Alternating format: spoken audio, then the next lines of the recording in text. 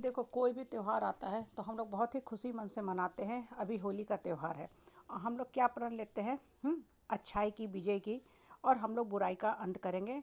जो रंग गुलाल अबीर है वो हमारे जीवन में खुशी भरे। बहुत अच्छी बात है। ये मोर और लेस हर त्योहार का जो मूल मंत्र आधारभूत तत्व होता है ना, यही होता है खुशी के साथ हर त्योहार मनाना। लेकिन देखो, जो हम बाहरी तौर पे त्योहार मनाते हैं ना, अगर अपने ऊपर एक्चुअल में काम करना शुरू करेंगे ना, तभी त्योहार का रियल जो मतलब होता है ना वो फलीभूत होगा और त्योहार को हम सही ढंग से समझ के खुशीपूर्वक मना पाएंगे। जीवन में अच्छाई आनी चाहिए। तो अच्छाई कहाँ से आएगा? अच्छाई सिर्फ रिचुअल्स परफॉर्म कर देने से, होलिका दहन के साथ दहन कर देने से नहीं होता है। जब तक हम अपने ऊपर काम नहीं करेंगे, मन के निगेटिविटी को संपूर्ण जड़ से दहन दमन खात्मा नहीं करेंगे, अच्छाई नहीं निकल सकती है। हम लोग करते क्या है कि बाहरी तौर पे तो सब कर लेते हैं, रिचुअल्स कर लेते हैं, पूजा पाठ, फल फूल, धूप मेवा अगरबत्ती, लेकिन जब एक्चुअल में करने की बात आती है ना, तब हम लोग पीछे हट जाते हैं। इसलिए हमें वो त्योहार जो खुशी देता है ना, मात्र 1 से 2 दिन देता है।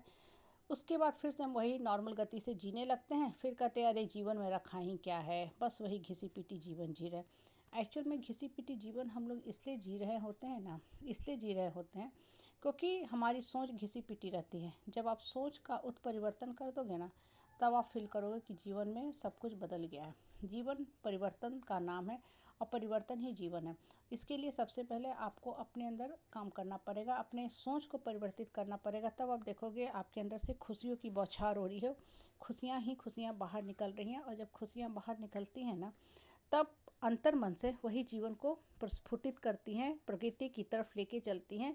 जीवन से आपकी खुशियों की जो एक्चुअल भावना होती है ना, जो हम खोजते हैं मंदिर में यहाँ वहाँ, वो अंतर मन से निकलना शुरू होती है।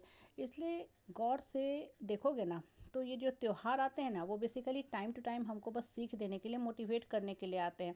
हम देखो रिजोल्यूशन नया साल का सेट कर लेते हैं, धीरे धीरे हम भूल जाते हैं। फिर जब हमको सेटबैक लगता है, झटका लगता है, तो फिर से दिमाग पे हम जोर देना शुरू करते हैं और वापस हम उसी दिशा में चले जाते हैं, अपने ऊपर काम करना शुरू करते हैं। मतलब कि हमने क्या रिजोल्यूशन सेट किया था। जीवन में यही चीज़ होता है। इसलिए त्यौहार टाइम टू टाइम आता है। और देखो, ये जो त्यौहार है ना, रंगों का त्यौहार है। रंग लगाते हैं, बहुत अच्छी बात है, लगाना चाहिए। लेकिन साथ के साथ अपने मन को भी अलग अलग रंगों से पेंट करके रखो, रंगित करके रखो। मतलब ठीक है, दुख है, परिस्थिति है, परेशानी है, आएंगे ही आएंगे। आप देखो, चेहरे पे भी जब काला रंग लगा रहता है ना, तो फिर कोई और रंग नहीं चढ़ता है, नहीं चढ़ता है ना। और नॉर्मली बच्चे क्या करते हैं ना कि तेल लगा लेते हैं, क्रीम लगा लेते हैं। हाँ, जो क्या करता है कि रंग जब कोई लगाता है या डालता है तो स्लिप कर जाता है। तो अपने मन के ऊपर भी यही काम करो। अगर मन के अंदर निगेटिविटी पहले जकड़ी हुई है तो उसको हटा दो। अगर मन के अंदर निगेटिविटी जकड़ी रहेगी तब फिर कोई भी पॉजिटिव रंग काम नहीं करेगा। और दूसरी बात, अपने मन के ऊपर ना पॉजिटिविटी का तेल लगा लो, एकदम एकदम तेल लगा लो कि अब निगेटिविटी की रंग मेरे ऊपर चढ़े ही ना। बालों में भी बच्चे तेल लगा लेते हैं, पूरे बॉडी में काफ़ी सारा तेल लगा लेते हैं। तो क्या होता है, रंग आती तो है बॉडी पे, लेकिन स्लिप करके निकल जाती है या हल्का छापा छोड़ती है। ये चीज़ें जीवन में हमेशा ही हमेशा अप्लाई करो।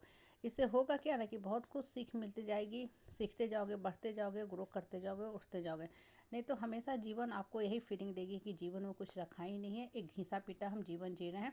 क्योंकि हमेशा हमारा सोच घिसा पिटा रहता है। हम जो काम भी करते हैं ना, 2-4 दिन करते हैं, फिर वही पुरानी स्थिति में चले जाते हैं। त्यौहार हमको क्या करने आता है? रिचार्ज करने के लिए आता है। कि तुम भूल रहे थे रियल त्यौहार का मतलब, ठीक है, तो फिर से रिचार्ज हो जाओगे।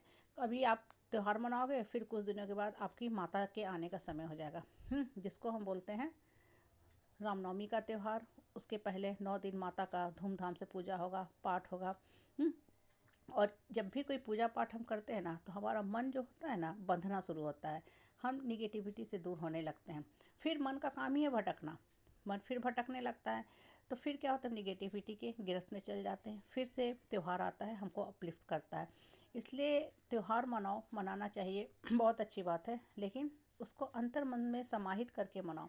जब मन में कोई भी त्यौहार समाहित हो जाता है ना, उसका मूल कण, आधारभूत कण, तब आपको समझ में आता है कि जीवन में कैसे उठना, चलना, दौड़ना, भागना। फिर जो परिस्थिति परेशानी है ना, आएंगी चली जाएंगी, आपको परेशान नहीं करेंगे। लेकिन जब मूल मंत्र से हट जाओगे ना, तब त्यौहार बस सुपरफिशियल त्यौहार बन के रह जाएगा। और आजकल त्यौहार तो वो भी नहीं हम करते, बस डिजिटल त्यौहार मनाते हैं। मैसेज भेजने पढ़ने भर ही त्यौहार रह गया है। त्यौहार को दिल से मनाना सीखो।